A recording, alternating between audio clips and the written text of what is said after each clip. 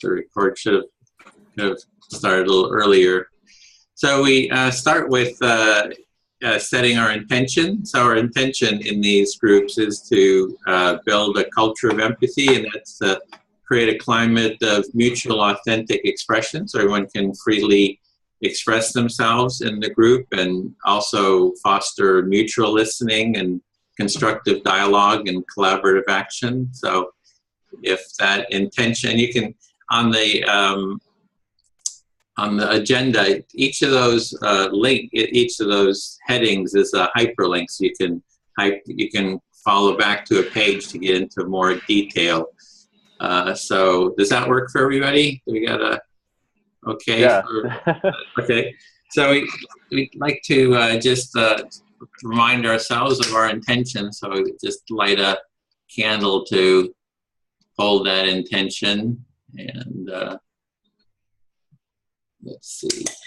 We'll just keep that burning in the background here.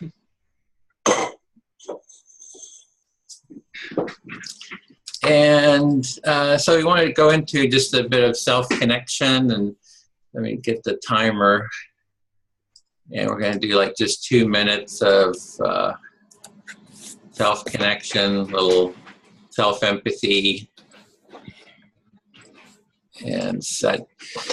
So just get comfortable in your chair. I can maybe even close your eyes. Just feel into your body, like you know, what sensations do you have in your body? I like to feel my breath going in and out. Just let's take about 2 minutes of quiet self-connection. Breathe deeply.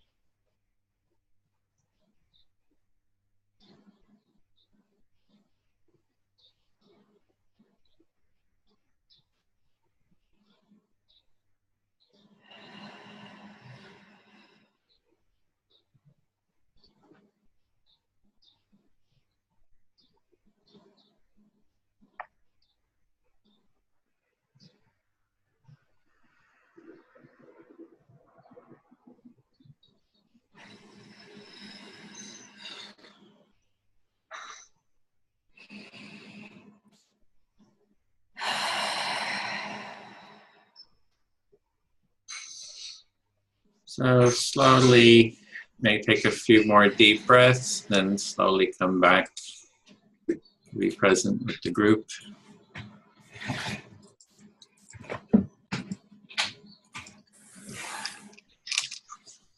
And so we just want to go around, do a bit of a check-in, how everyone's doing, and then we'll also take a feeling that we have and turn it into a physical emotion that everyone will mirror. So Alex will model that. So Jessica, would you be willing to start? Just general check-in. Yeah.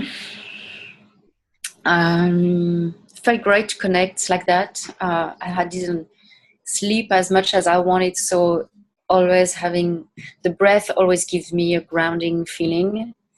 And because I'm a bit tired, so I kind of like, my feeling is just to be like, oh, like the comfort of putting your hands, the palm of your hands on your eyeballs, and just, oh, it feels good to do that. That's where I am at. Okay, that feels good. Yeah. Well, I'll go. It does, isn't it? Yeah, I really like it. Yeah, it's just that pressure. Yeah. Well, let's see, I'll check in. I stayed up too late. I keep staying up late, 11, 12, and I always regret it in the morning. I feel kind of groggy, and so I feel a little bit of that grogginess. I feel a little anxious, like, this group has been kind of getting smaller, this team. So, Rita is going to be leaving in 2 weeks. I feel a little anxiety about, what do we do? How do we, how are we going to be, productive and stuff, and, how to sort of move forward. And so I feel a little sort of anxiety about that. And, but I also feel, a lot of excitement about what's kind of happening. A lot of different projects are sort of happening, so I'm excited about that. And yeah, a little concern about effectiveness. Also excited about kind of the work that we're doing. Let's see, what is it that yeah, let's see, what is, I think it's kind of like,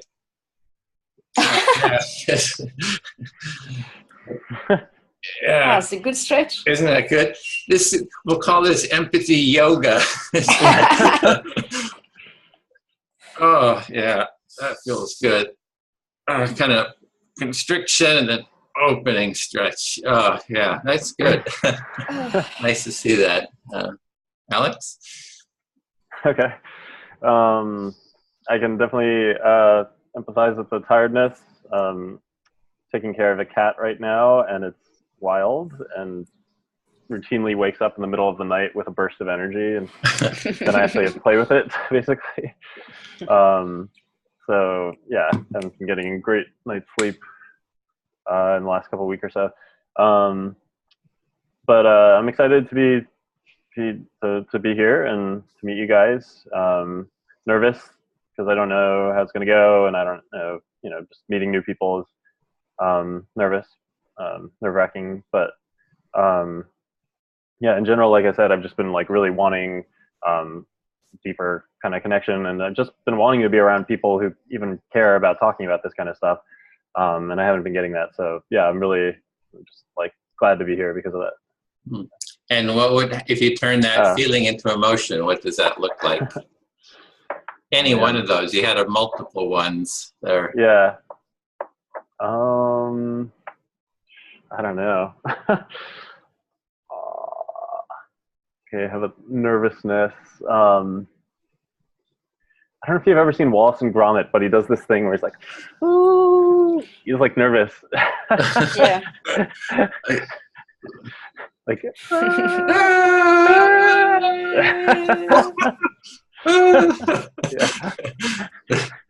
Did we get it? Yeah, exactly. Okay. Oh, good. Well, that was fun. I really enjoyed the mirrored motion, right, to really build on it, so that's a lot of fun. I mean, everybody always seems to enjoy it. Yeah. So let's see, we've got our on arrival question we want to do next. So it's just usually when we start these meetings, we have what we call an on arrival question. So people come at different times, and so while everyone's waiting, we just fill in right in on a question and kind of use those first 5 minutes or 10 minutes as people arrive. And the one we had today was, what is your metaphor of empathy? And I think metaphors get us more into our felt experience. So I really enjoy metaphors. And I was wondering, Jessica, did you see the video? It was a little, yeah. Oh, you saw it. Okay, I thought we could show it if you hadn't seen it. And Alex said he saw the video. So that was a little bit of a sample of metaphors of empathy. So we can just go through and share them.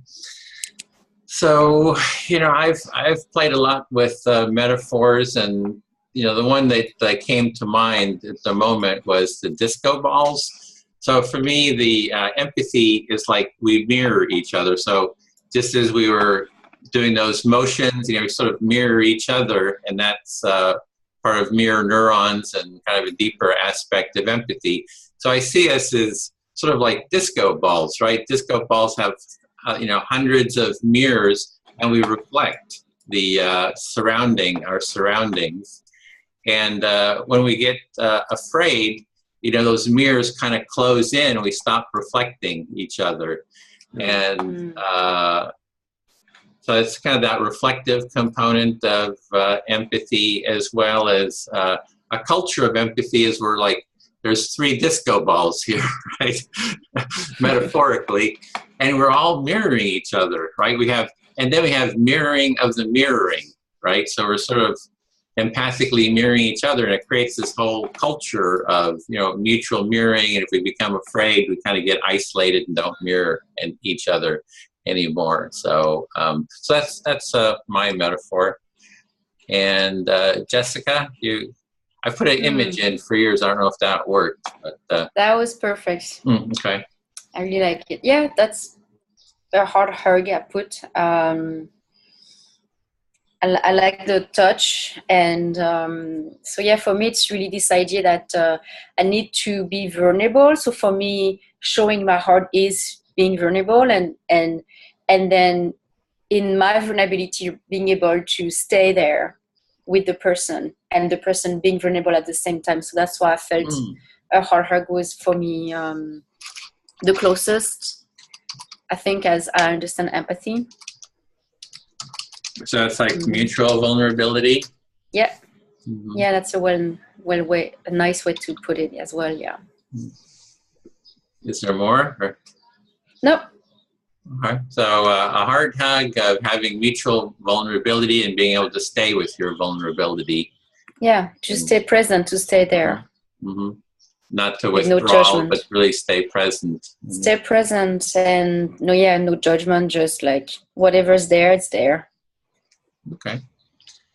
So thanks, Alex. Yeah. So yeah, like I said, like after I watched the metaphor video, I kind of would have probably chosen a different metaphor, but that was the first one that came to my mind. Was for some reason, it's not, maybe it's like the process of empathizing, but I always see it as you're starting from this place where there's a lot of stuff between you and the other person, just because usually they're not, like sort of like what Jessica was saying, they don't necessarily, they're not being completely vulnerable in the beginning. They're like hiding what they're really feeling or what they're really needing under layers of like miscommunication, sort of, right? Like if someone's like afraid or something, they might be like, well, that was mean, right? But like really, it's like, that scared me that you said that, right? So they have like all these sort of like layers, and like the same thing for you is like, when they say that was mean, then you get triggered and you're like, I'm not mean. And then, so like that adds another layer on your side. And so I sort of see empathizing as sort of this process of like clearing out all that kind of stuff and like getting like a more kind of clear view. Also sort of like the disco balls, like just kind of getting this more clearer like reflection and between you and the other person. Okay, so the cobwebs are the blocks, so the blocks to empathy, and that's what you're looking to kind of clear out. How do you clear that out? Something like that. Yeah. Something. If it's not right, let me know. I'm trying to do a little reflection here. So. That's what I meant.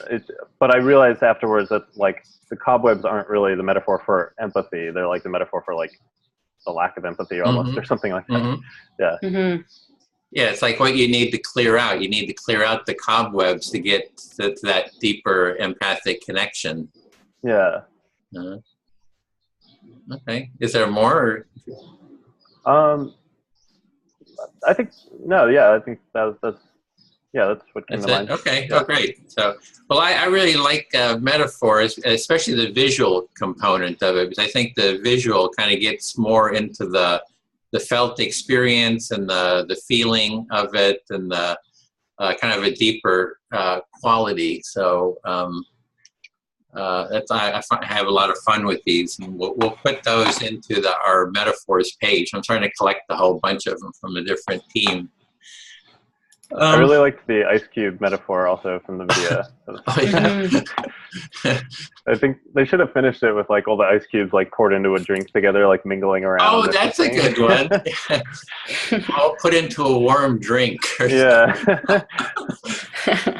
I have a gin and tonic. Yeah, with a gin.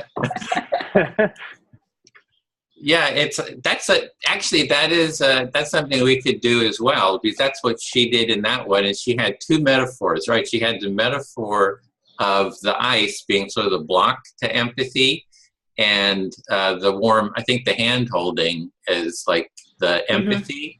And then she had a dialogue between the two.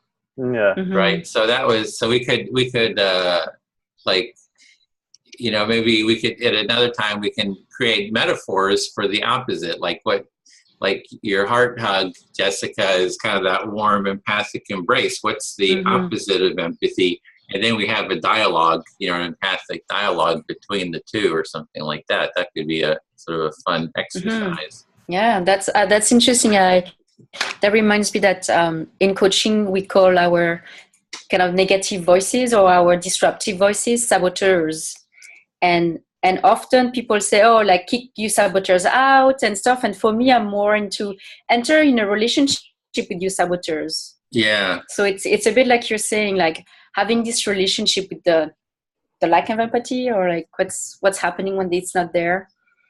I like that. Yeah. And there's, maybe we can even role play, because I've done like role play, like someone was saying that they had their creative ideas, you know, pop up, and then they automatically, then right away she would judge her ideas, her creativity, and then that would create pain. So it's this cycle, creative idea, self-judgment, pain, to the point where she didn't want any creative ideas anymore, because it always led to pain.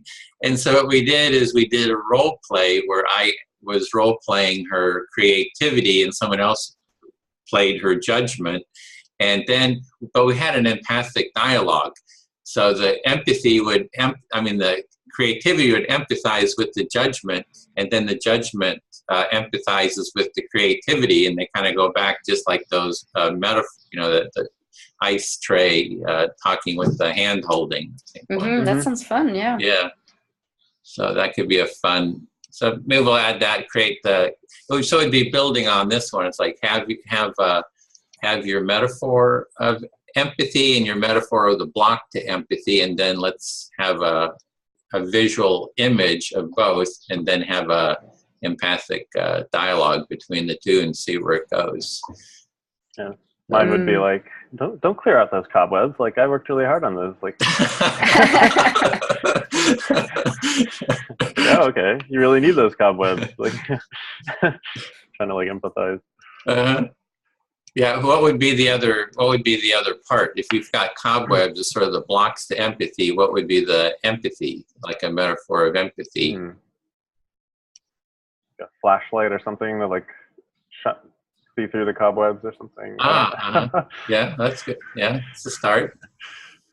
And so the two could kind of talk to each other. The flash of the light talks with the cobwebs. Yeah. Something like that, yeah. Okay, well, that's great. Yeah, that's I really like that as a exercise, so we can kind of design kind of see where that goes.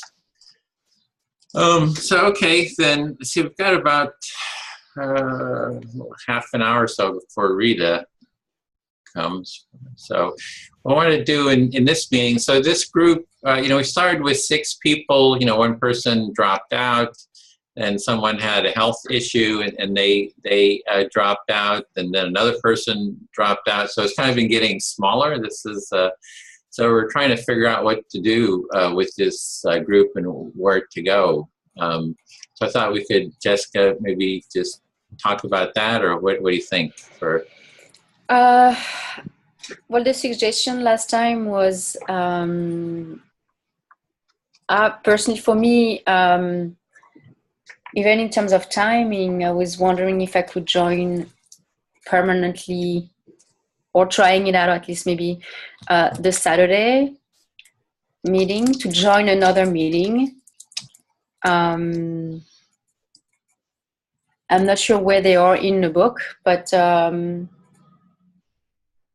wanted to join few different groups to see also what's happening in other groups.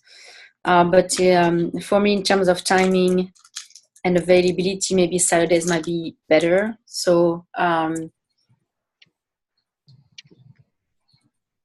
yeah.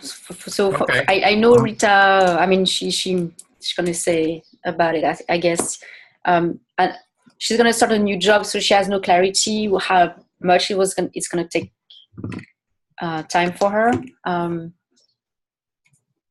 So for me, that's what I was thinking, joining, if I can join the Saturday group. Okay. I'd like that. Okay, that should work.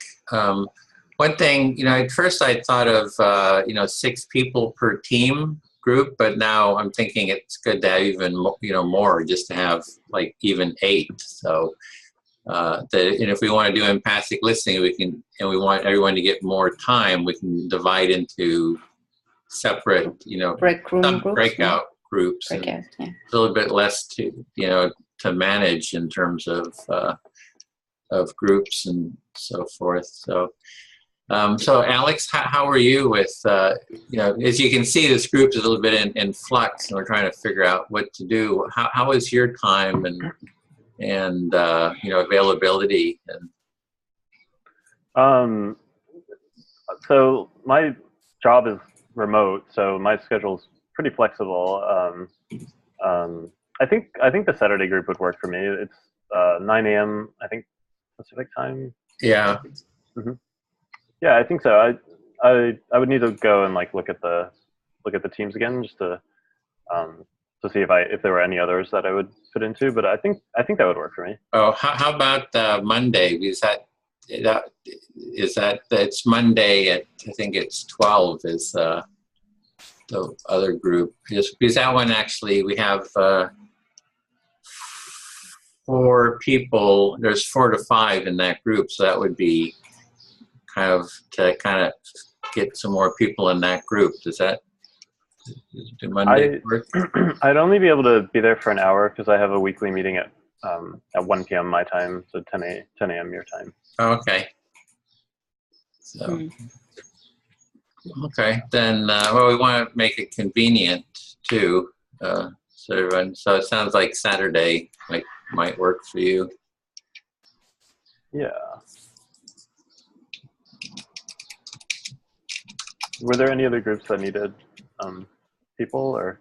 That was, let's see, it was like Saturday today. Yeah, if we were to keep you know, this meeting going, we'd need probably another 3 or 4 people. But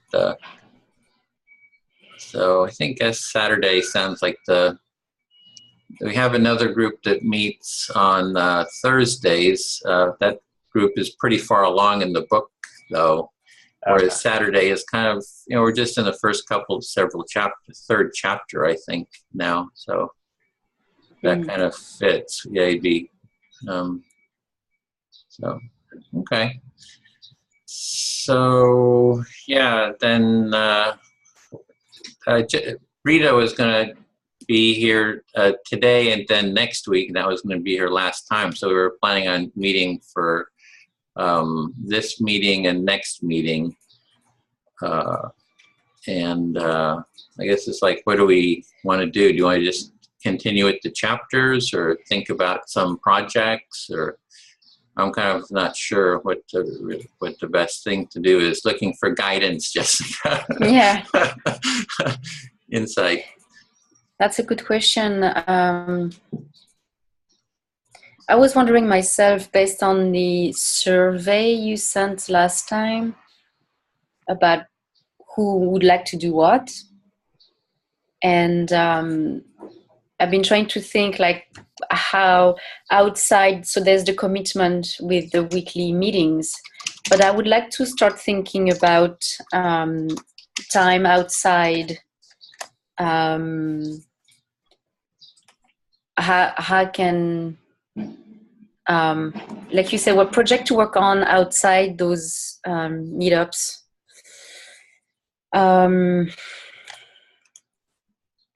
Because I'd like to be a bit like more involved than just reading the books, like, and I wanted to start thinking seriously about how can I contribute, or I don't know, connecting with other people to know who wants to do what as well. Mm-hmm. I don't know if all the answers are accessible to everybody, to know if I could maybe partner with someone, and then, because I find it more fun as well. I don't like working on my own, so collaborating for me, it's big. So I'd like to know what other people are thinking of doing, so that I can know how can I help. or what's the most important thing right now that this project needs? Yeah, I'm taking notes here too. So what I'm hearing is that you'd like to do some work outside of our regular meetings, and you'd like to collaborate with others. So team up with someone else or a couple other people on a specific project. And you're just kind of like wondering, it's like, what is kind of needed? What's the, most important thing to work on? Yeah. Okay. And well, how can I support you as well? Because like it feels very overwhelming. Like I'm very impressed with how you're managing all of that. And I was wondering, if there's a way to support you. Like I'm getting familiar with Zoom. If there's a way I can help with something as well to support you, like assisting you or supporting you in a way as well, I would be willing to do that as well. Mm-hmm. Yeah. So how can you support me to kind of with the management of all these? Yeah, the management or co-leading a group or like something for you to. I was guessing that you might need some support, so that's my assumption. Yeah, definitely. Yeah, so the way I've been doing it so far is I don't know how much you saw, Alex, of what we're doing, but the framework. We want to build this online MOOC, and the approach that we're doing is we're using the book Listening Well, which essentially the link to. And so the most basic, for someone taking a course, or not a course or a workshop, it would be you buy the book, we meet you form a team that can be, self-led, or you can have a facilitator lead it. And then every meeting you read a chapter, and then you get together and we do a empathy circle, empathic listening, and we kind of explain how to do that. And then that's just the basic. You go through one chapter, and it's you can do 16 weeks and go through, and each chapter kind of adds a little bit to how to do it. The empathic listening gives you some didactic information, some practical how-tos, and that would be the beginning of a course. And then we can keep building. And the idea is to build this MOOC that would be online and keep expanding. So it could start with an hour-long workshop. It could expand into a whole book, using the whole book. We can create lessons online, expand, and it can become a whole year-long project. And it moves into activism too. Like people get familiar how to do all the empathic listening, and then we also have like the empathy tent or other projects like that. So it has a social activist component. So that's kind of like the framework of how it is. And so I've kind of been holding it, organizing it, setting it up, and now I'm looking at how to do exactly what you're saying, Jessica. How do we, get these different projects, going, and how to kind of organize those. What are the projects? And some people have just kind of generated projects. Like there's a psychiatrist, Stefan, in the first on our Monday team. So he just created a project. He wants to have us do. He wants us to give a presentation at the Psychiatric Association conference in San Francisco next year. He's given papers before, and you put together your own panel or even do a workshop. So he reached out to Bill Miller, the author of the book, who said he would take part, and he wants the three of us to give a presentation and maybe something about the MOOC, and then he's also wanting to take the training that we have and implement it in his, where he teaches med students, how to do empathy circle practice and stuff like that. So he just kind of took on a project like that, and that's kind of, he's going to be implementing this in his class. Somebody else, several people are starting empathy tents. Somebody wants to create a retreat, just starting to work on a retreat, and he also wants to lead. Like after we do the 16 weeks, he wants to lead one of these trainings, online. So it's kind of been, kind of in different things have kind of popped up. It sounds to me, Edwin, that people are getting inspired by the project of the MOOC with side project. And what I assume that when I hear what project to work on, for me, it's what project could be worked, what project for the MOOC. You're right. And my first impression was that would be maybe interesting to have a meeting with people who would be interested in more of the managing and the leading of a MOOC, and project that could contribute to the MOOC, like how to build an online MOOC, how I had to really make that happen. Because right now it feels like a bit of fireworks of a bit of everything. Like you put all the videos online, and I'm still not sure like how it's supposed to look like. When I see MOOCs like, do you know this language thing, Duolingo? I don't know that one. It's I was looking at, first of all, I didn't know what a MOOC was like a few weeks ago. So I checked what are MOOCs, and apparently Duolingo is one of those MOOCs, and it's an online platform originally made by, I think, volunteers actually like us, who you can teach yourself languages. And so there's courses that you take, and then every day you have, there's, I don't know, like Duolingo. I'll send you the link if you want. Duolingo.com, I think it's called. I don't know if, Alex, you're familiar with Duolingo. I've heard of it. Yeah? Yeah.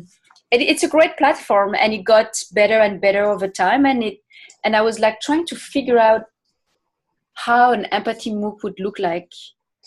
And so that's why I'm feeling a bit unsure what I can help, because I'm not having a clear idea of like what a MOOC could look like. Okay, well, here's okay, then. On a technical level. Yeah. So let's see, what does a MOOC look like? I just write this down. And this is on page, let me number these pages here. So when I just take notes of insert page, not page break, oops. 1 second. I see there's a video. What is a MOOC? YouTube video.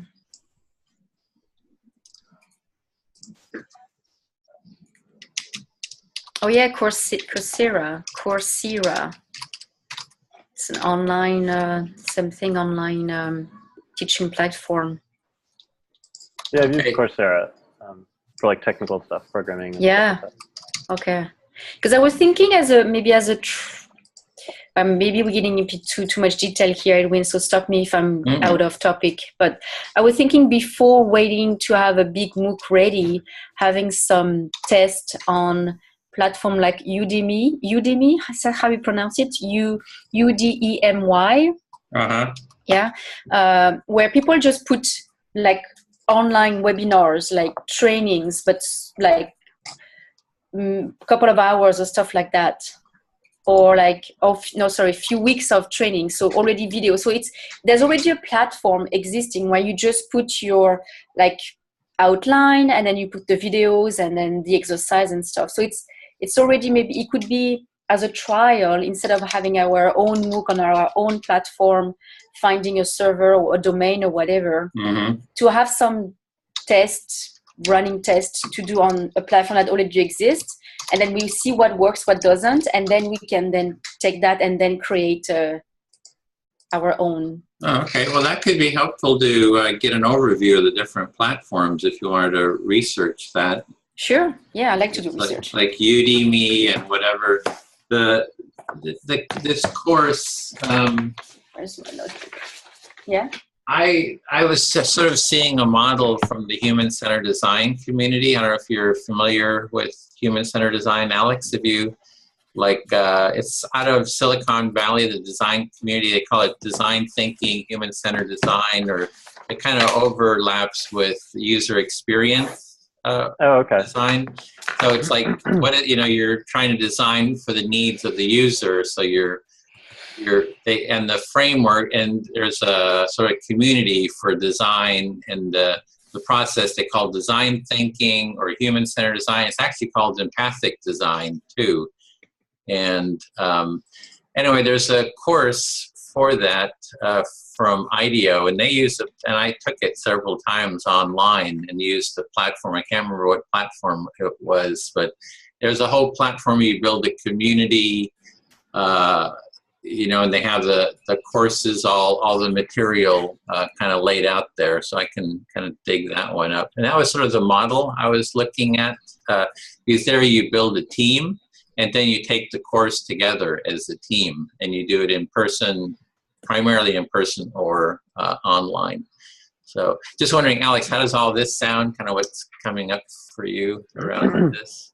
Yeah, I mean, I think that's like a really good idea. And it's giving me also just clarity about like what you're trying to do, which is good. And yeah, I think Jess's idea of like using an existing platform would be really good. I can look around a little bit too. I was just looking around just now. I found something called EDX, which looks like says it's a free open source course management system. Yeah. Take a course with them, I think, actually. Okay. So that They're sounds like good. sounds like something. It says it's a tool you can use to build your own courses, add course content, include problems, videos. So that, I don't know anything about it other than what I'm reading right now, but so yeah. Well, is it? Yeah, go right, Edwin. No, go ahead. I just want to be sure Alex was complete. Or, oh yeah. Okay. Yeah, I think we can already start with what we already been doing, Edwin, to start looking like choosing one that seems the most easiest to use, and then already start creating like a small course, like really a mini course, to see, because I think by doing it as soon as possible, putting the thing out there, we can see what works, what doesn't. Okay, so what I'm hearing there is start with looking at the different platforms of existing platforms for courses, and then we would do sort of an evaluation, and then maybe start with sort of a initial prototype, or just see which one to use, and then create a initial like prototype or something like that. Yeah. I don't know if I just wonder, Alex, would you be interested in researching with Jess about that? You know, just kind of looking at the platforms with your. I imagine you have if you're a programmer, you have a lot of technical background. Yeah, totally. I'd help research. I'd be willing to do that as well. Yeah, it's just that you were saying you want to do something with someone else. Yeah. There's a bit of teamwork there, so not like just on your own. Was that maybe compare notes or something about, put together a little document of the different platforms, maybe the strengths and weaknesses of each. Because that's the option we have, right? We've got the option of developing our own platform. There's a thing though, existing platform, building on an existing platform. So our own platform or existing. What I would want, Edwin, from you then is, what is, I'm asking you because you're the creator of all of that. What do you think you would want your MOOC to have? Because if we are looking into strengths and weaknesses of those things, it's really going to depend on like what we want us, like what's right now is important for us. Like, would you like a MOOC with a lot of fun design and stuff? I don't know. I'm just throwing something. Or maybe think about what is it that in terms of accessibility, what is the most important for the MOOC to have right now? Does that make sense, my question? Yeah, it does. It's I'm writing this on page 2 of the document. You scroll down to about halfway down the page, it says notes. Notes, yes, got it, yeah. So I'm just kind of taking notes here, and really what it just kind of so what you were actually talking about is design brief.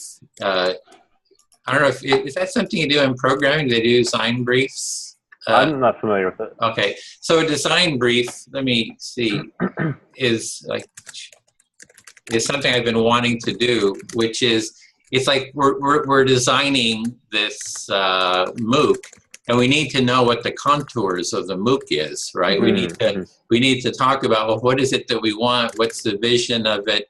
And it's usually there's a client who says, hey, I want this product, and then the design team comes and says, okay, well, they talk about it, and they kind of work out the whole kind of the scheduling, the vision, the the color scheme, whatever it is that the product is. And so we're kind of at the point where we need to have a design brief kind of discussion to, like, you know, what does this look like? So yeah.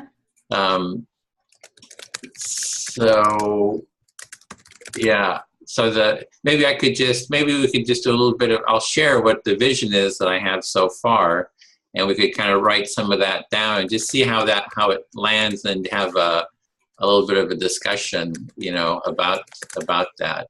And this could actually be the beginning of a discussion about the design brief that we can do in all the groups, which is kind of something I've been wanting to do. So that's actually a project in and of itself, the design brief, right?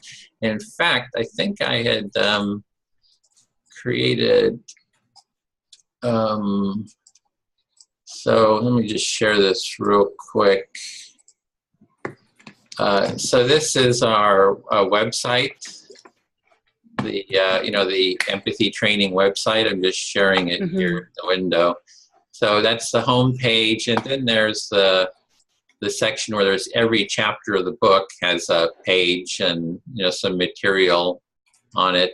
And then there's the design team guide page. So there's one is, you know, how to order the book, the website tour, and this is where I was starting on the design brief. And there's a page here. I mean, this is actually great to get started on this. So it's a design brief is a document for design project developed by a person or team, the designers or design team, in consultation with the client. They outline the deliverables, the scope of the project, including products or works, function and aesthetics, timing and budget. So these were just starting, I was just starting to make some. Oh, cool. Let's see. Beginning of brief. So there is a heading for it under our design team, you know, section here. And then there, sorry, what? Do you mind putting the link here in the document? Thank you. Yeah, so let me stop sharing that. And so I put the link in so you can get, so, okay, so, let's see, the brief, the design vision, I've sort of explained it, but I can, you know, kind of go over it again, is that, well, the way I was looking at it is that there would be different lessons that people could start with, and maybe if you're typing, could mute, just because just like hear a lot of clicking. And if you need to speak, you need to then just unmute. So let's see.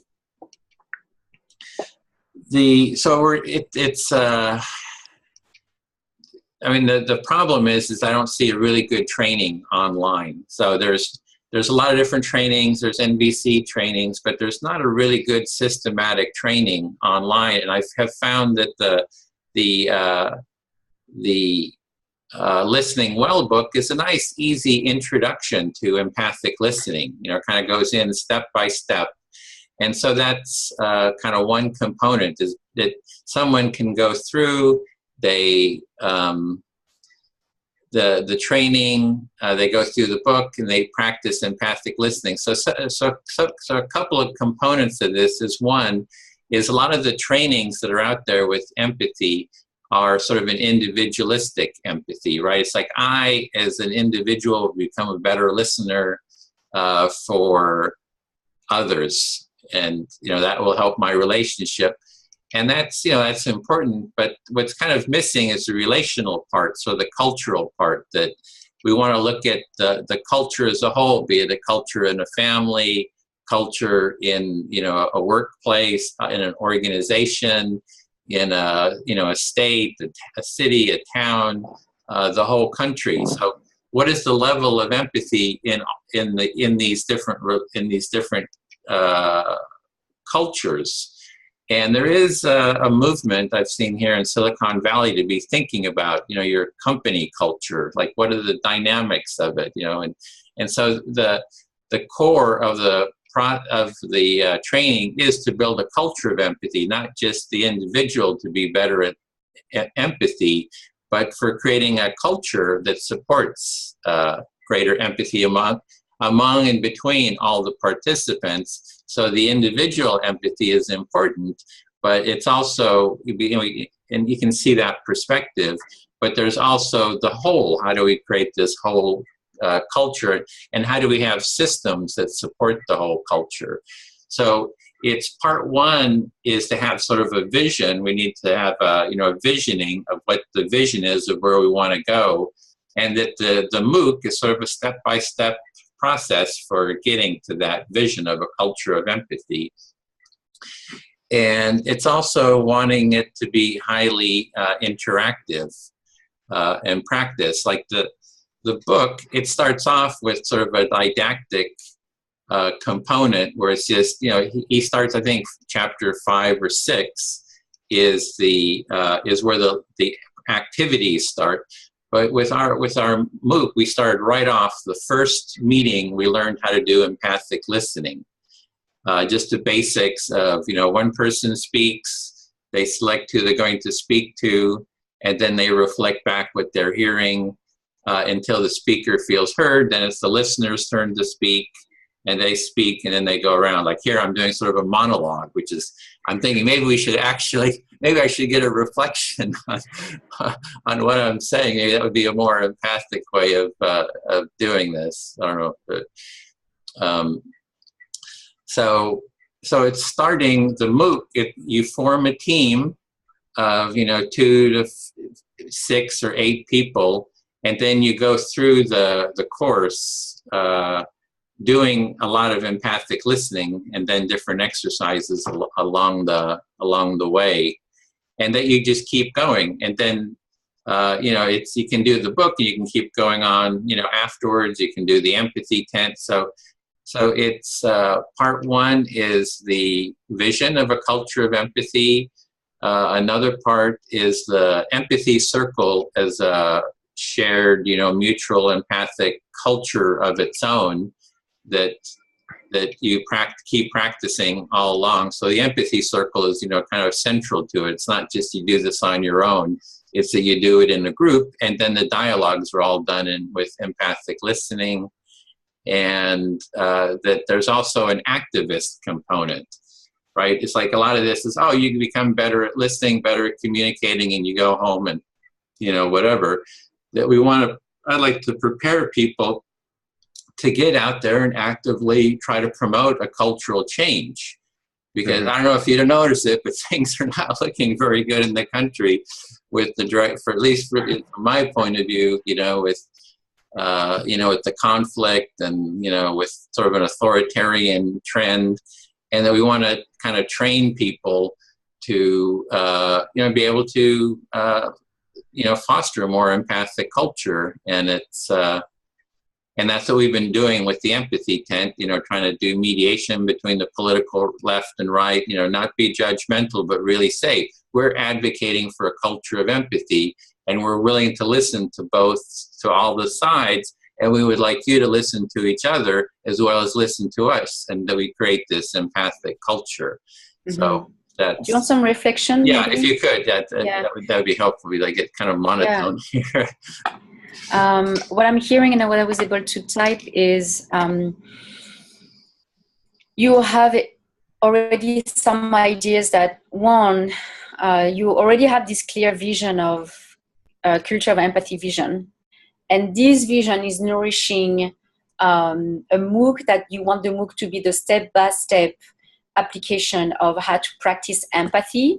And you want to make sure that the empathy practice is not just the individualistic side where I'm talking and I receive empathy and then I'm done. You want to have this shared component that it's going to be able to, people are going to be able to use it as a social tool, which led to the third part of activism, where you want people to also not only using the MOOC to practice empathy in their life, in their social, in their organizations, to promote this wide culture, to make real social change, but it's also this inspiration to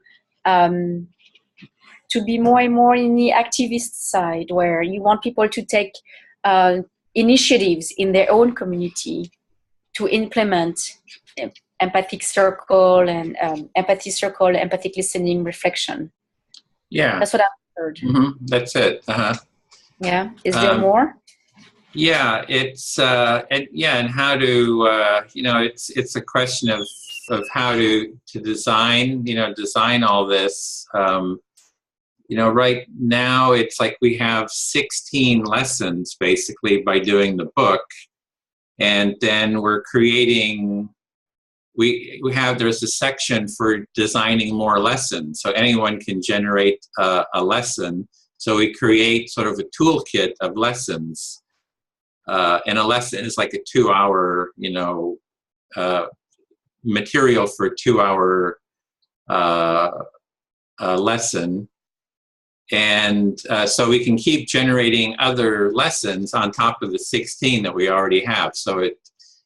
And then each lesson is made up of activities. So in our meeting, we had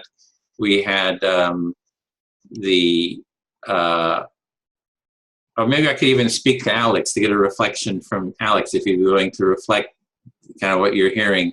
What I just said, would you be willing to reflect back just what you were hearing so far? Sure. I guess I was sort of thinking about it because I've done a couple online courses, and so I was kind of thinking about what you were saying in contrast to what I've taken. And so the big things that I was hearing that kind of stood out to me was, and I mean, Jess did a good job of saying this too, but an interactive element of it, of talking to other people. It's not something that you do on your own. Because I've taken a couple of different platforms. Like I've done Coursera, Masterclass is another one that I did. I think there was one other one, but it's always individual. You just watch a video and then maybe there's a quiz or something that you fill out. And they always try and have an interactive element, like a forum or something like that, but that's the extent of it. And it sounded like it seems like you would want, where multiple people are there at the same time, actually engaging and talking to each other, practicing. Was that? Yeah, and they're practicing using the empathy circle or active listening. So it's just you're practicing empathic listening, all the time. Like we spend probably close to an hour and a half of practicing empathic listening. And we're just calling that an empathy circle of kind of the mutual turn-taking listening. Yeah. Yeah. Okay. And then there was, so the other element, the activist element, also, that's something that stood out to me because, like, with most of these courses, you get a certificate or something, and that's kind of you're on your way after that, like to do whatever you want. So it sounded like you want there to be this sort of next step, like you learn all this, and what are you going to do with it? Mm-hmm. So those are some of the qualities of it. And so I'm seeing right now like a lesson, which is like 2 hours, and then the lesson is made up of activities or maybe even exercises might be a better word for it. And like in our lesson agenda, we had the activity of recording. So that's actually, and then there's a web page for the recording. It has, if you click through, you'll see there's a whole bunch of material on why we record, how we record, what we do with the recording. And then that becomes sort of like an activity in itself. And then there's the intention setting. that there's a page for how we do an intention, why we do an intention, examples of the intention, feedback on the intention. So it becomes like an activity of itself. We have the mirroring of the feelings, or the check-in. That becomes an activity or an exercise. So everything gets broken down into separate activities, that then there's a toolkit of these activities that people will be able to pull out and design their own courses. Their own lessons too. So you can kind of have this whole toolkit that'll be very flexible, and you can design sort of like a open source MOOC, Wikipedia. You can add other activities as well and design. So it has an open kind of framework to it, and anyone can use this too. So I don't know if you want to give a reflection on that, Alex. Yeah. Okay. So it sounds like there are all these different components, like we have in the agenda for this meeting, like checking in and recording, and even like the metaphor that first question. And so you'd like to have this just kind of like thing where people can sort of just mix and match different components. I want to start this lesson with a check-in, or like, I don't know, what else? Maybe I want to like an extra long check-in this time or something like that. Or, and then, yeah, so that's kind of what I heard. Yeah, so it's kind of a resource for even designing your own, eventually designing your own lessons or putting together your own activities. And yeah, so it has a lot of flexibility. It's just not a straight, rigid. I mean, it could start with the book, for example. So as a course, but then that this is long term, that this is an ongoing sort of a course, that you do the 16 weeks, you do go a year, you do it 2 years. So it just, it can create some sort of a process for moving towards building a culture of empathy.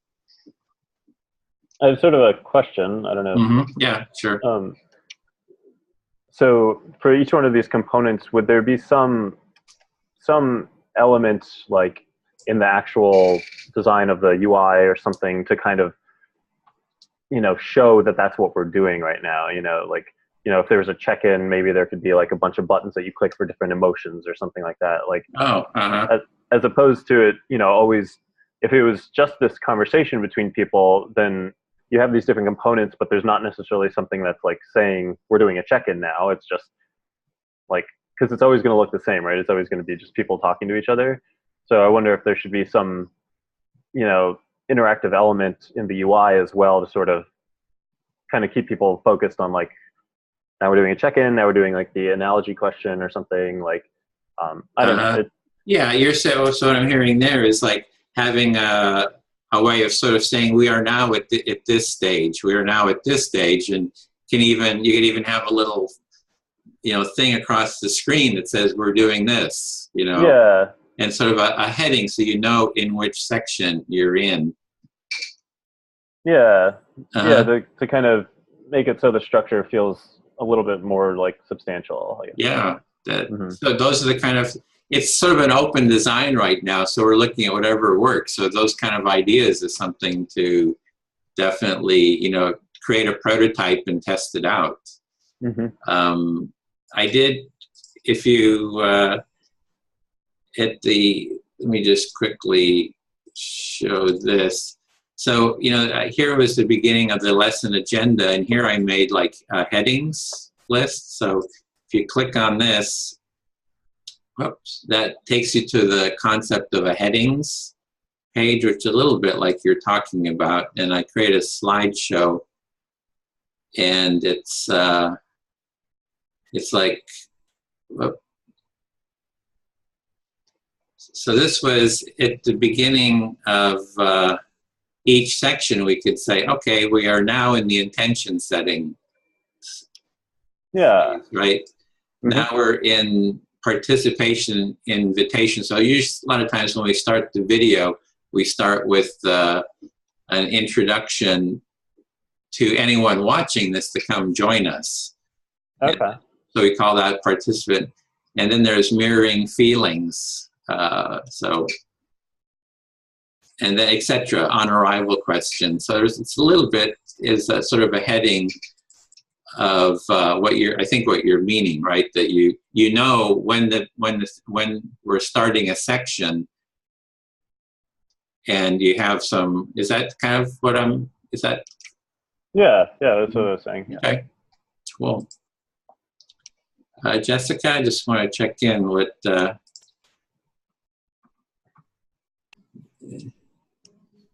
What am I writing, or? Just like, how are you? What thoughts coming up? My thought was there's a lot, and it's great, and I know that you already have a very long-term vision for that. And my first reaction to that was we need to focus on, for now, what we want to focus on. Because I know you mentioned, for me it's very different to have a MOOC for the everyday people to practice and learn empathy, and that would be a different MOOC almost, or a different session in this MOOC about, how can you become a facilitator of a MOOC, or a facilitator in your own community with all the toolkit and material stuff. If I'm a student and I enter in this MOOC and there's tons and tons of stuff, I would be overwhelmed and I would not do it. And so that was my first reaction of like, I love all of this, and I think in order to be able to already start having a MOOC online would be to focus on what's the most important thing for now, what's the audience, what we want to offer, and then figuring out another section for another audience and what are the goals for that. It sounds to me that all of that is part of the culture of empathy, but I think we need to narrow down right now to have clear goals. Otherwise, even for us, it's easy to get lost in like what's going on. There's so many things going on, so many projects going on. We might get lost in what's happening. I'm not sure. That's where I'm at right now. Okay, well, let me give a reflection on that. So you're feeling like there is a long-term vision or a big project, but it's really a lot of material, right? And if somebody sees this coming in from just the starting, it's going to just be too overwhelming for them. So it's kind of like you're wanting to start. It's like just start with the very beginning component, narrow it down to have a very clear goal, and also who is the audience. Kind of get a sense of who is the audience. Yeah, because I think in order to be very effective, we need for us to focus on specific goals that are achievable, and not think, okay, there's so many things we can do, we're going to do it all at once. I don't think this is an effective way to do about a project. And so I hear, for example, Edwin, you want people to have access to the 16 lessons, and you also want people to have access to the toolkit, but that would be more for people who want to facilitate later on, which for me, the toolkit should not be part of the first phase, for example. Yeah. Okay, so it's... go ahead, Alex. I was going to, reflect a little. It sounds like you're feeling like enthusiastic about the vision, but nervous and kind of needing like a sense of immediate direction, more concrete, like first step kind of. I don't know if I'm nervous, but I know in the things I've done, and even just building a simple workshop. You cannot build a workshop thinking you're gonna attract everybody, and it has to be specific, and it does not mean that we cannot grow from there. But for, like, I'm thinking, for example, this Duolingo platform about learning languages. It only started, I think, for Spanish and English. That was it. And then they grew, and now I think there's, I don't know how many languages there are right now. And so, yeah, I am excited, and I also need, I'm a very practical person, and I need to see concrete how I'm going to make to build, how am I going to be able to build this? And I need to create a clear structure and a clear goals so that we can start really advancing in this, in a behind the scene kind of MOOC. Mm-hmm. Yeah, maybe like that. Okay, yeah. So you are excited, but you need kind of a oh, hi Rita. So you're needing kind of you're a practical person, and you need kind of a more concrete first step because you've had experience with this before, and you see experience with other people like Duolingo, and you see that their success comes from sort of starting small in the beginning and growing from there. Yeah, I don't know if this is starting small, but starting experimenting as soon as possible by having clear, specific, like we're gonna focus on building that. Let's, for example, here I would say let's focus on building the 16 lesson from the same format every time, and then we can create varieties in the lessons on the phase number 2. And then the phase number 3 would be adding a toolkit for someone who completed the you know what I mean? Like adding all of that as we go. You know what I mean? Not waiting to pack YouTube with our videos, and then when we are ready to design a MOOC, we're gonna take all of those pieces. Like I think would be nice to start right there by doing. I don't know why I didn't like the word small, but maybe that's that, to just start like with a core thing right now and then adding on. Because right now I feel there's a lot going on, and it is overwhelming, and I'm losing. The vision is culture of empathy, but what are the goals? Mm-hmm. We need specific goals to be able to put them in place. So you're feeling maybe confused and a little overwhelmed, and you're needing like clarity on like the specifics. Yeah, on the goals of on the goals. Of the MOOC. Yeah. Thank you, Alex. Yeah. Cool. Maybe we should get to a quick check-in. Rita, want to introduce yourself, and maybe Alex could, just so you get to know each other. Sure. So you want me to? Yeah, just introduce yourself. I apologize for jumping in at this late time of the meeting. My name is Rita. As you know, I'm a mediator trained in nonviolent communication, and I work. I do some workshops with Jessica based on NVC, and yes, I am very, very enthusiastic with this project. I love Edwin's work, and at the same time, next week will be my last meeting with you, because I'm starting a full-time job and won't be able to do the Wednesdays. So in a nutshell, that's about me, and I love empathy.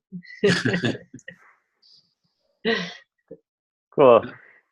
I'm Alex. Like I told Edwin and Jess, my dad kind of exposed me to a lot of this kind of stuff, empathy and NVC and just all sorts of introverted stuff. He's like huge introvert. And it's not just introversion, but it definitely involves a lot of that. I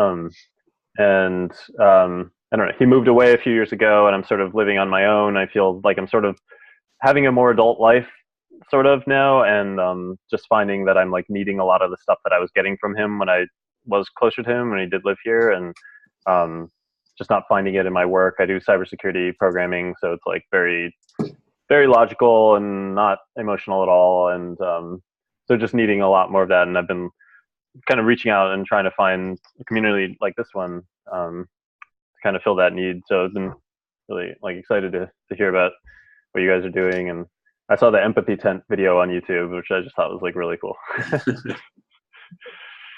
Yeah.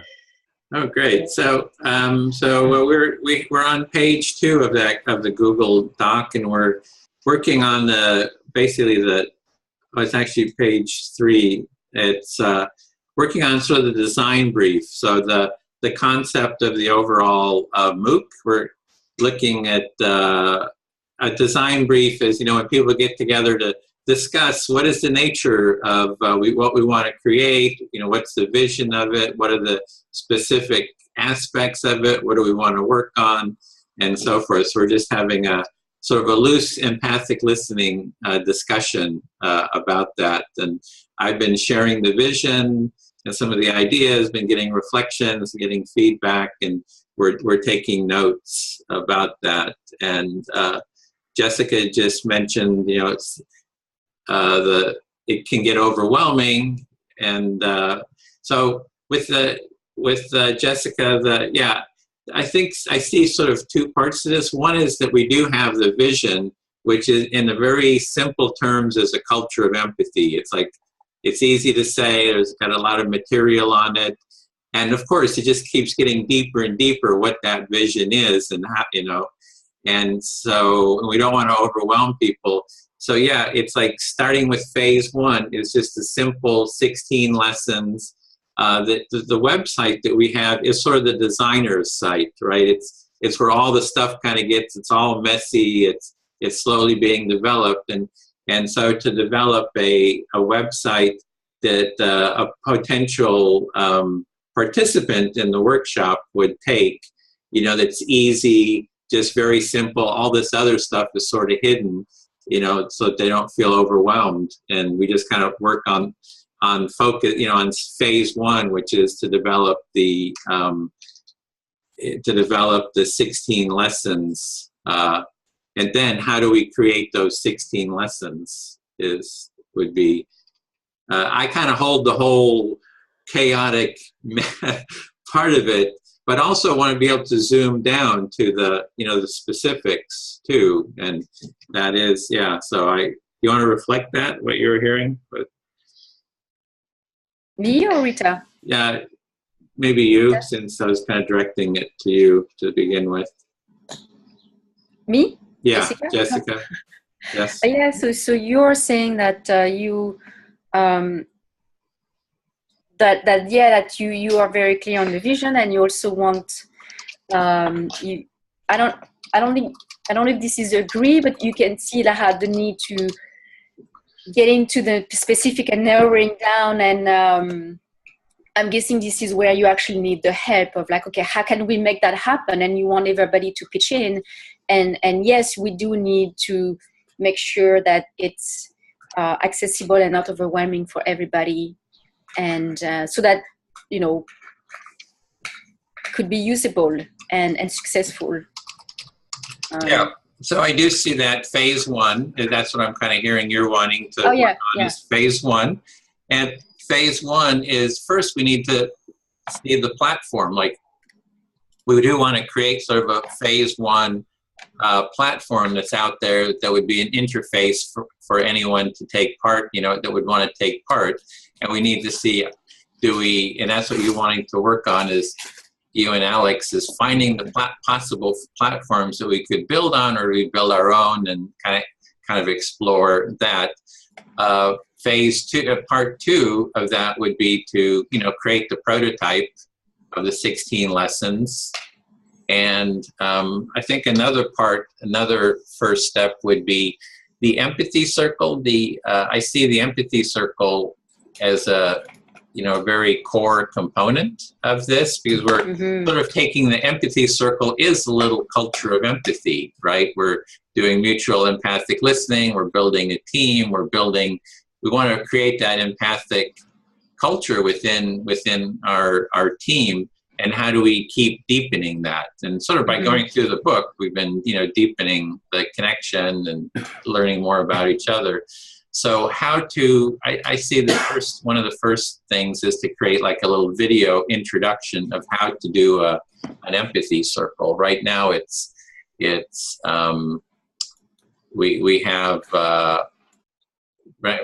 have like a page explanation of it, and some samples of empathy circles.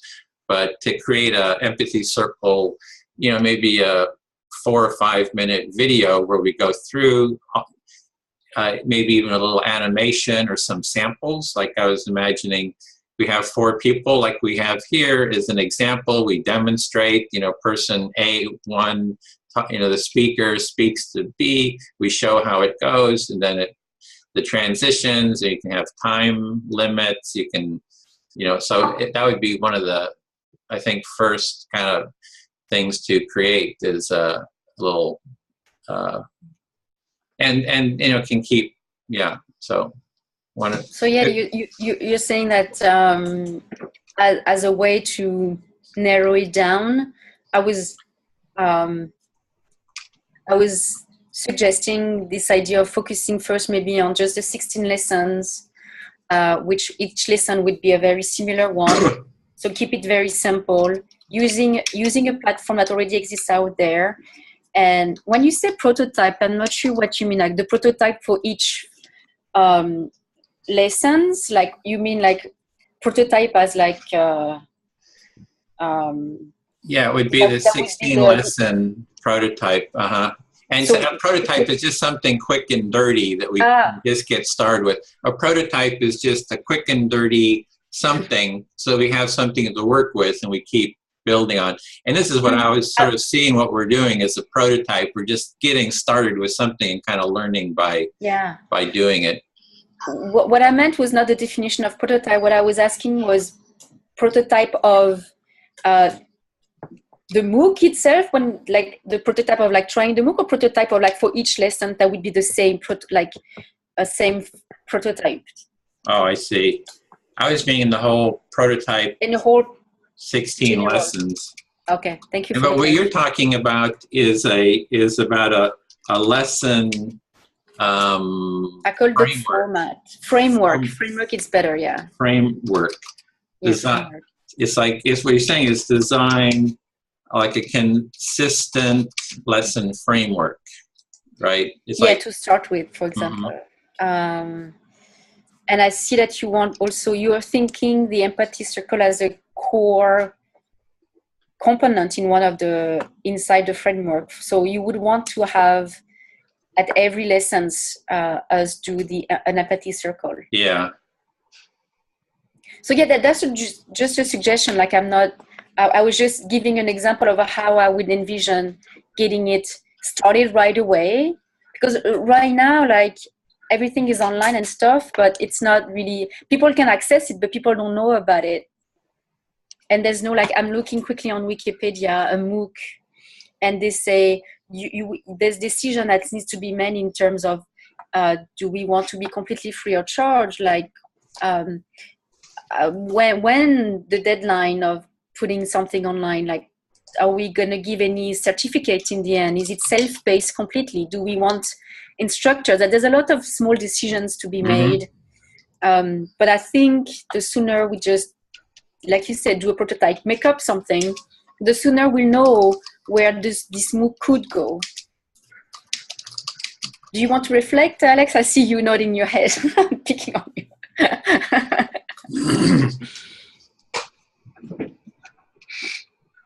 You're muted. You're muted. Yeah. Sorry.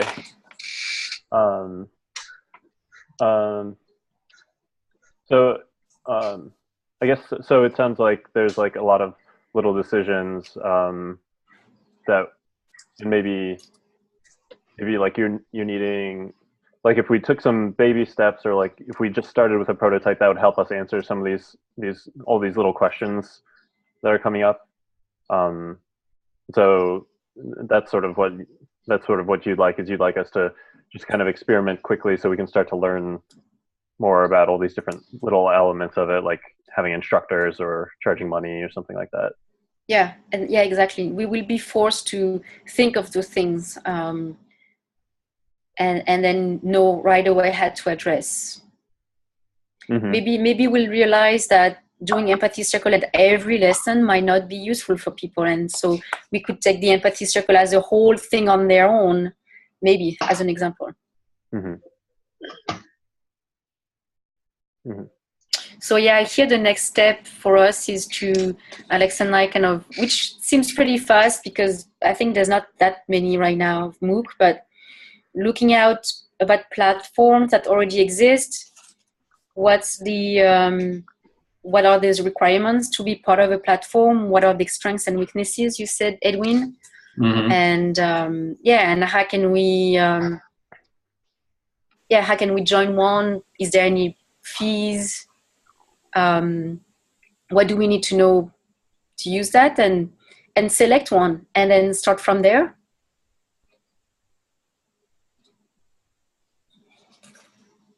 Yeah, so you're saying, so you're seeing the choosing the platform, look at what the strengths and weaknesses are, you know, like what do they cost, and then select one, and then, and then start from there? And then start from there, yeah. And then start creating the prototype 16 lessons, design a consistent lesson framework.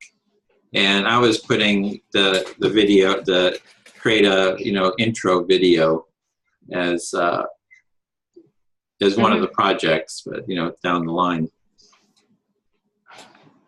Okay, so for the next meeting next Wednesday, we want to know about the platform. Giving it a deadline. Okay, deadline. Yay, love deadline.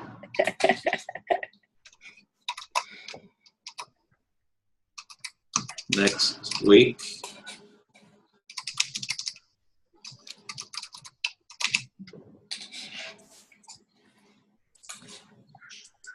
Cool. Rita, any thoughts?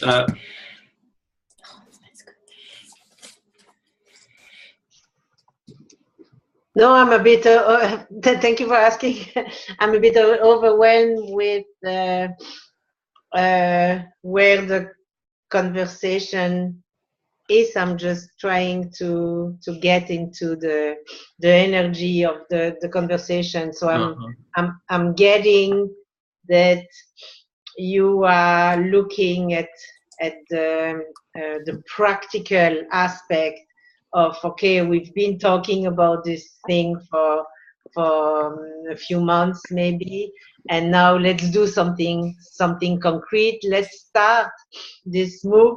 Let's put it out with a platform you're talking about, and I assume a platform means like a website.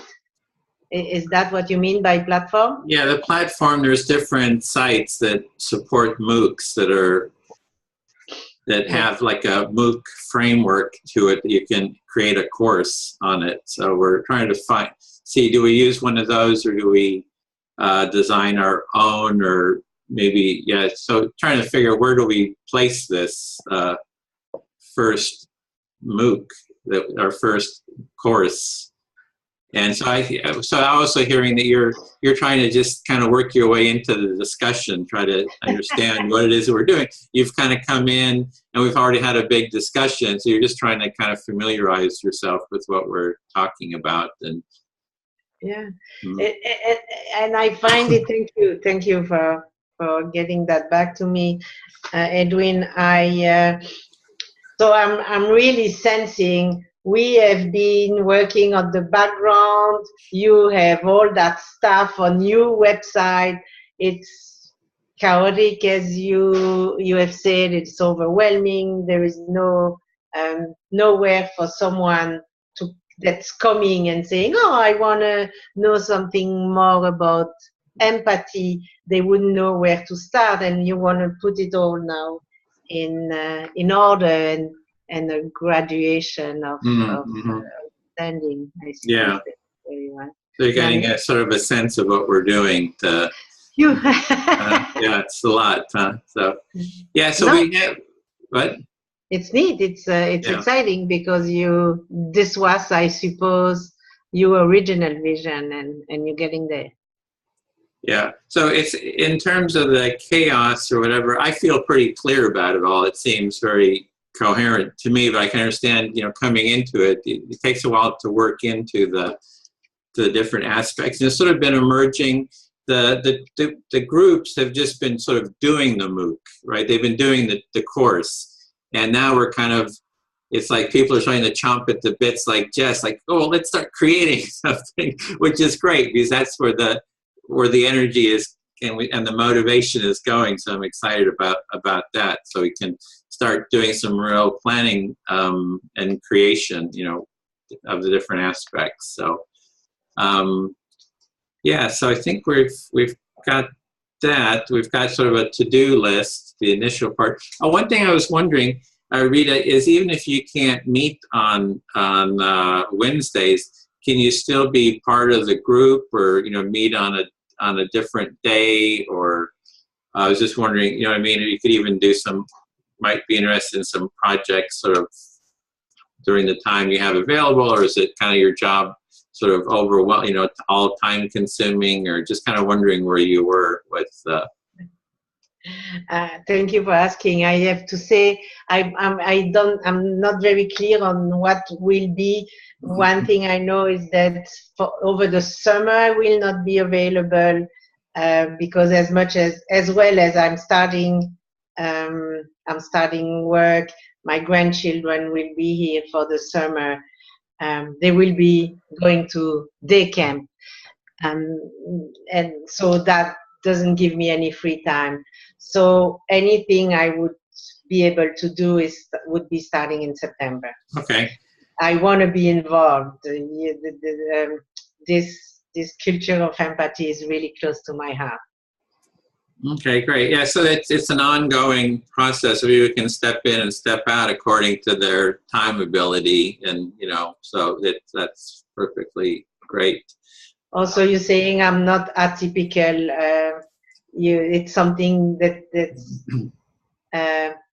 that's part of that energy. It's you okay with that? Yeah. So is that a reflection or a question? Question. Yeah, it's fine. Yeah, it's fine that's what I'm saying is anybody can step in and out as they want to create the platform so people can be involved in as they have time and energy and we can design projects. So if in September you can join again, and I want to have other teams too. We'll be creating teams, and I guess some of the teams might dissolve, or I don't know. It's like I'm just trying to see how that works. So, but definitely that works. So I guess Okay, then Jessica, how does it look? I see you're taking some more notes, or any. Sorry, I'm multitasking. Not good. No, I was already looking on the Wikipedia. There's a list of providers. Mm-hmm. And I see some nonprofit stuff, and yeah, I was just looking at that. Okay, good. You really want to get things done, so that's right.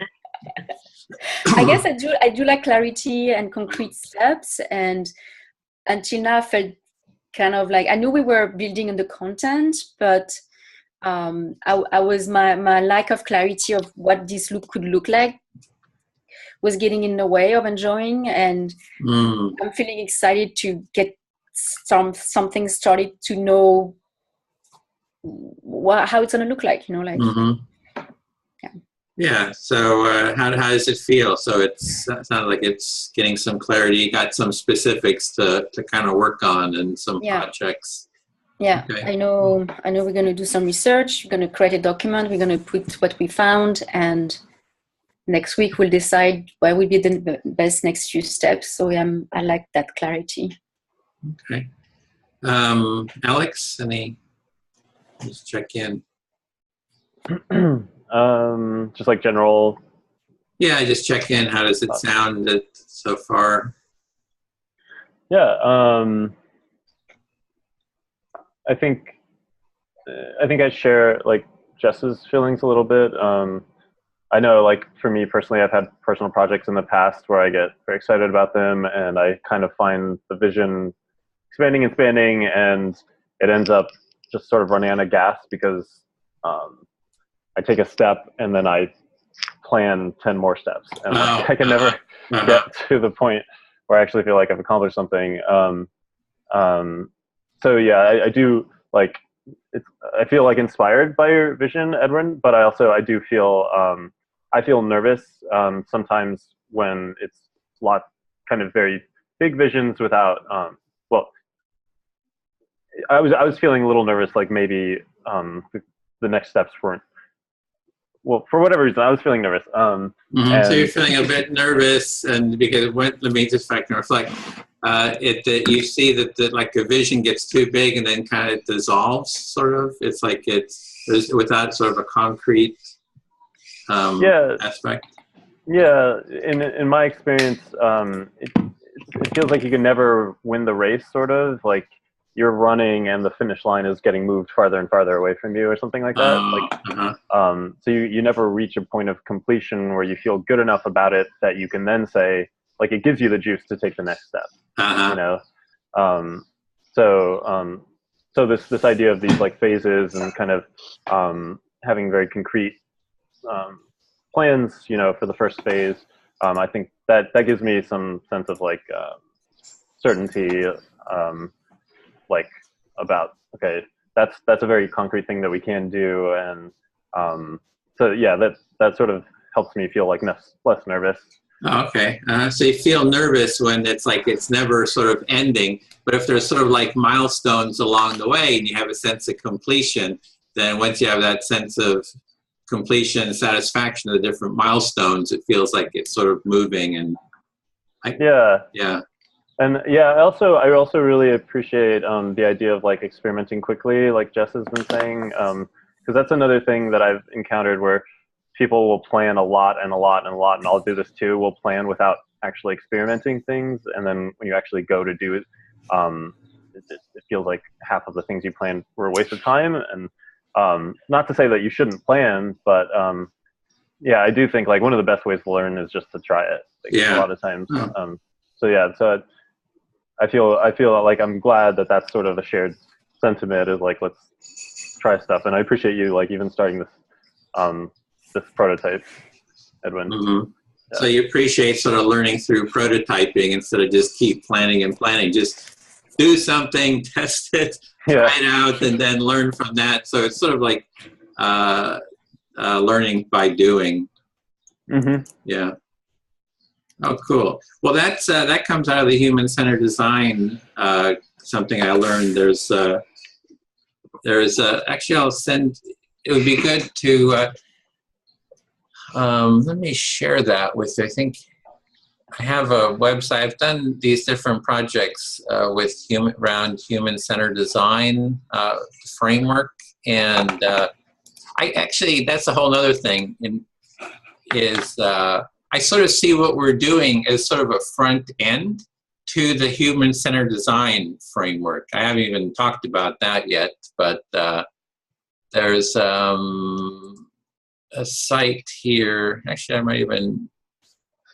going to put the link. I'll put it into the document. Okay, it's on page 4, human-centered design website. And so that's a website I have for when I was doing the human-centered design. It's actually called Empathic Design. And in the design community, I'm going to put another link into the model.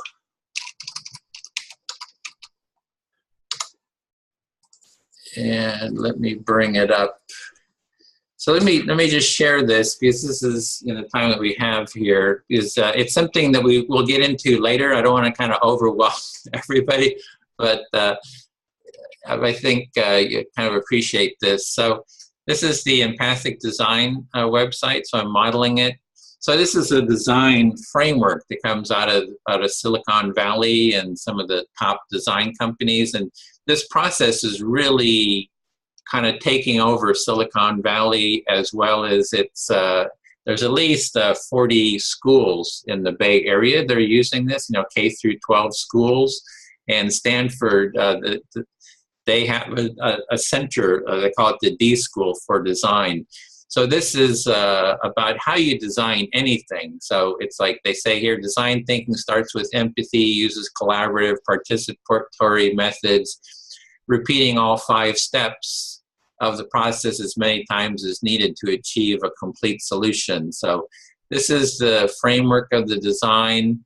It's very much based on prototyping, you know, like quick, rapid prototype. That's why I just started this project, and just we're kind of learning by doing. It's a little messy, but, you know, once you get used to it, you know, and this is another framework that you go through an empathy component, which where you design any project. You start with empathizing, you kind of define a problem area, you go into brainstorming, creativity, rapid prototyping, and then testing. So that, and this is from the model from the Stanford Design School. You know, there's a whole school, and I've taken about 5 or 6 workshops there. They have like CEOs of, you know, major companies. So it's, and the startups, a lot of startups use this model. And if you have some time during the week, you can check through. There's some videos, you know, of how design thinking works. And there's a 60-minute video here, you know, from 60 Minutes, where they interview David Kelly, who's one of the founders, and he also started the D School at Stanford with funding from SAP, which is a major German software company. And there's a bunch of, and so the process is actually called empathic design. So if you go to this page, you can kind of read about empathic design. And this is one paper to really, I'm going to put this in, no, it's not this one, it's this one here. It's a good paper. I'll put that into our document to read, if you get a chance to read that. It's a good document. So anyway, there's a bunch of material about this.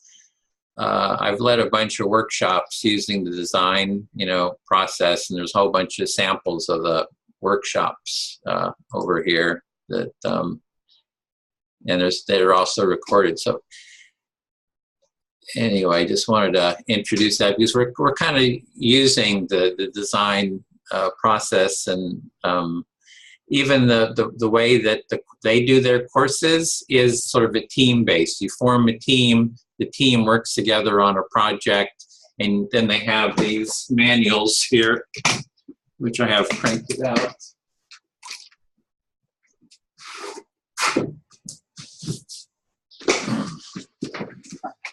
And so anyway, they've got these, you know, manuals that I've, you know, been using and stuff. So anyway, this is kind of another component. I don't want to overwhelm everybody with it, but it's a pretty cool process, and it's kind of taking over education. It's sort of like project-based education 2.0. And I see that what we're doing is we create sort of this empathy component, and then we can actually be teaching human-centered design, which is like, it's a whole process for addressing people's, you know, needs and stuff. So anyway, that's, I don't know, that's what I'm kind of excited about too. Okay. That looks cool. Yeah, so maybe we could even just kind of, if you get a chance to look at that, I'd just be curious, any thoughts or questions about the design components. And it's pretty big in software design, you know, with user interface. You know, there's a whole community, you know, around user interface, and a lot of talk about the importance of, you know, design, of programmers, you know, empathizing with the needs of the users too. Mm-hmm. So that's it. Okay, so I don't know, where do we go from here? I was wondering, Edwin, if we wanted at all, I guess it might be too late now to do the chapter 9, because we haven't talked at all. You're right. I'm totally got into Yeah, We got so excited about the I know. It's like, I can stay a bit longer. How is everybody else for doing so? I can't, unfortunately. Okay, okay. So shall we do some short rounds of empathic listening around chapter 9? And let's see.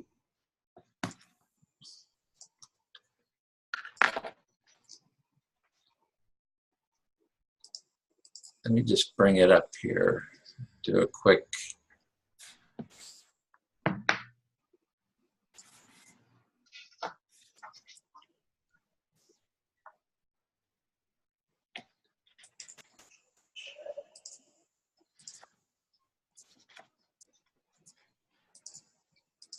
Okay, so we were chapter 9, which was diving deeper.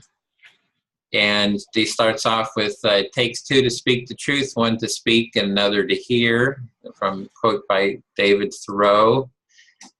He talks about the difference between a simple reflection and a complex reflection, adding guesses of feelings or meaning.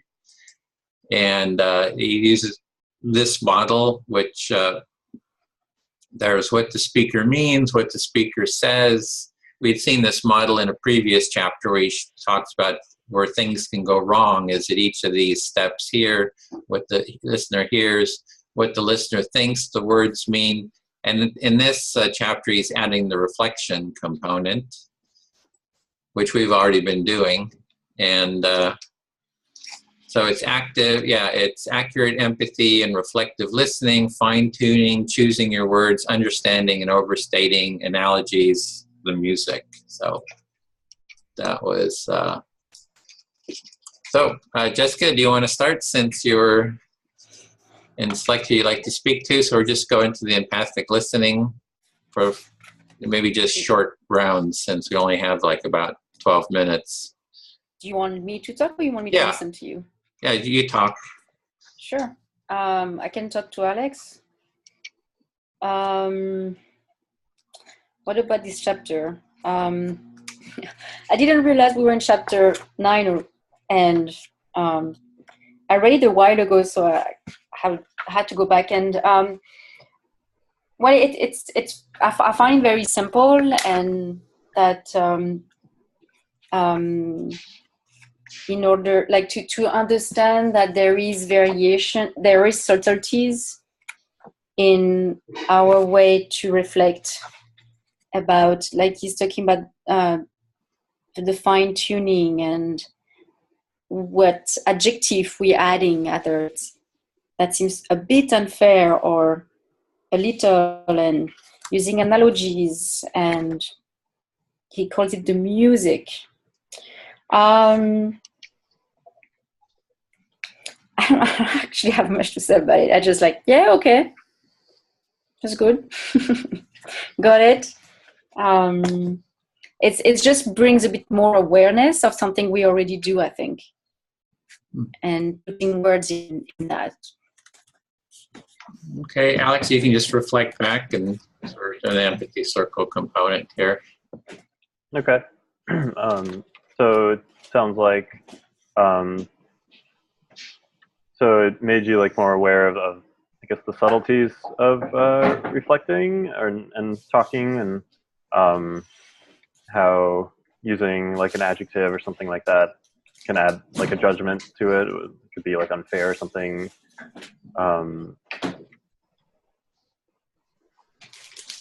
Is that right so far?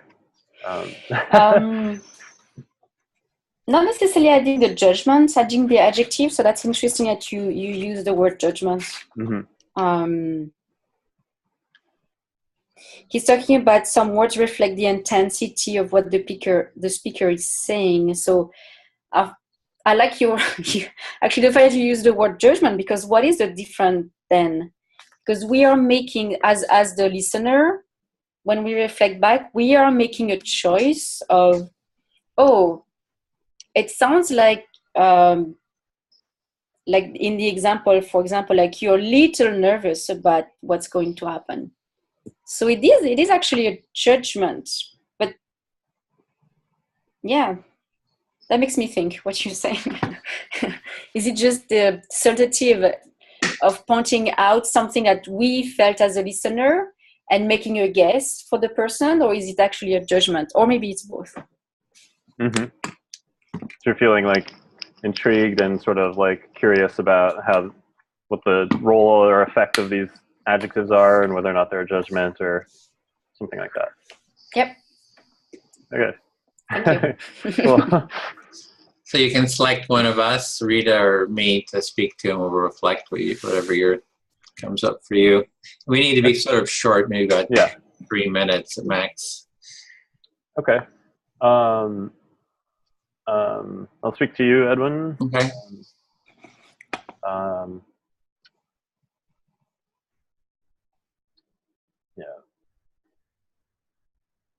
Yeah, I guess maybe just thinking about the simple versus the complex reflection. I would say like the simple has the advantage of it's a very easy, like you're not really guessing very much, so it's very literal in a way. It's like, okay, you're feeling maybe, I mean, I don't know that much about this, but like if you're feeling sad or something like that. Whereas if you're getting complex, then you are trying to think a little bit more about things. And maybe the advantage of that is that you might help kind of the other person if they're not thinking about it themselves. You might help them. You might like stimulate some thought in them. But the disadvantage of that is, I guess it's like it gets away from the feeling a little bit more. So I can see like the pros and cons of each one, and like sometimes I could see why simple reflection I would want that more, just because like I just really want the pure empathy of it, and the complex reflection more to kind of help draw out things behind the feeling or something like that. Mm-hmm. So you're saying the two different, the complex and the just kind of initial empathy, kind of comparing the two, that one is the complex can sort of move people forward, but maybe gets away from the feeling of it. And then at some point you just might want a simple reflection and not a complex. But you're sort of like playing with the two, like each one has its benefit, pros and cons, so the benefits are things that the outcome it has. Yeah, exactly. Okay. Then just for time, I guess I'll just have a few minutes here. I'll speak to Rita. In our exercise, we did metaphors of empathy, and it sort of tied in with the chapter because he talks about analogies, and I see analogies and metaphors.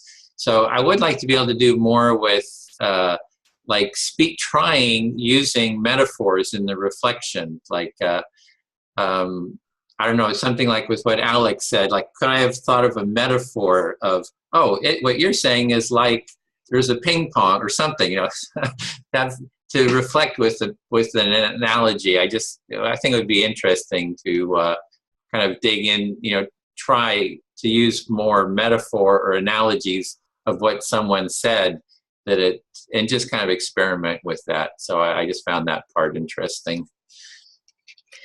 So Edwin, the part that really you find stimulating and interesting is the metaphor aspect, hearing someone say something and then bringing back what they've said in a metaphor. It's a little bit like being a mirror that reflects an image, a symbolic image of what the person is saying, and you'd like us to explore with this kind of listening to each other.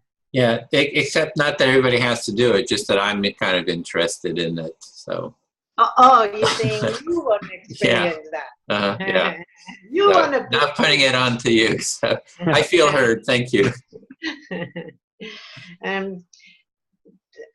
I want to go back to the. Are you speaking to Jessica? Just for. Yes, Jessica. I actually want to go back to what you were saying about the reflecting with the different intensity. One thing that I learned is when I am not sure of what someone is saying, that he's suggesting to understate the intensity. just because he says whenever you go back, it's a guess anyway. So if you understand, if someone says I am sad, you can, if you say, oh, you are what's a smaller way of saying sad, I don't know. Down. Feeling down, I don't know. Feeling down, as opposed to, you're really depressed. It's better to go and saying feeling down, so that if you want us to hear, no, it's much more intense, then the person can express it and dive further in there. So that's the one thing I learned there. Yeah. So you, in addition to what I was saying, what you've learned as well is that this suggestion that the author has, that when you're kind of guessing and you're not sure, it's a safe place to estimate, under guess, and see what the person says. It's a safe guess to always underestimate. Thank you. Thank you. Okay, well, we went one quick round. Usually we do this for about an hour or more on the chapter. So since we're sort of trying to figure out where to go with the group, we spent a lot more time on the sort of the design aspect. And I feel pretty good about the design. I think we really got some, some steps, and I had been wanting to start working on the design brief. So thank you, Jessica, for pushing us towards that. You're welcome. So that was really good. So we want to, we only have about 2 or 3 minutes, and so we want to end with our mirrored feeling. Like, how are you feeling now? And what's the motion for that? And so my motion is this. It's like just wanting to kind of release kind of energy. Woo! Maybe there's a sound to it. Woo! It's a real flappiness. You just kind of let the hands kind of floppy vibrate. Woo! There you go, Rita. You want to go next, Rita? We'll just go around the... Like, what are you feeling? What's the motion? Right at this moment, it's like joy! Joy!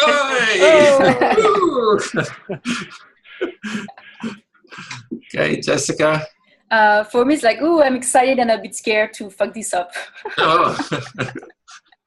We got to get everybody doing it.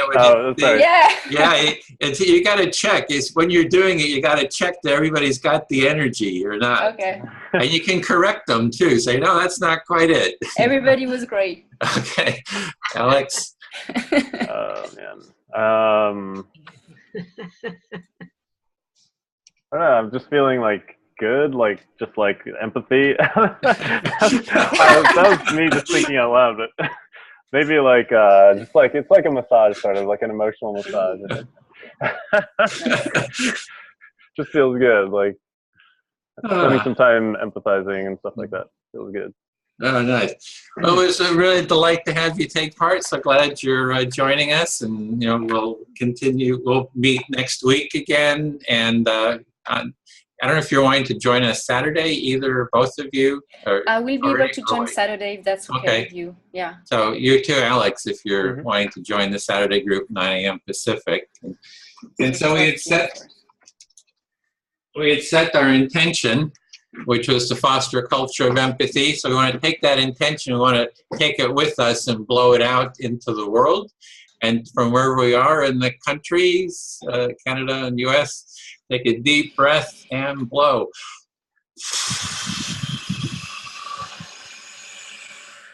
Here we go. Yay. Thank you. So, okay, great. It's good to see everyone. Look forward to seeing you on Saturdays. And next week, too, you'll be here, Rita, right? So we'll meet next week, same time, too. Okay, so we got 2 meetings. Take care, everybody. Okay, bye. Bye-bye. Bye.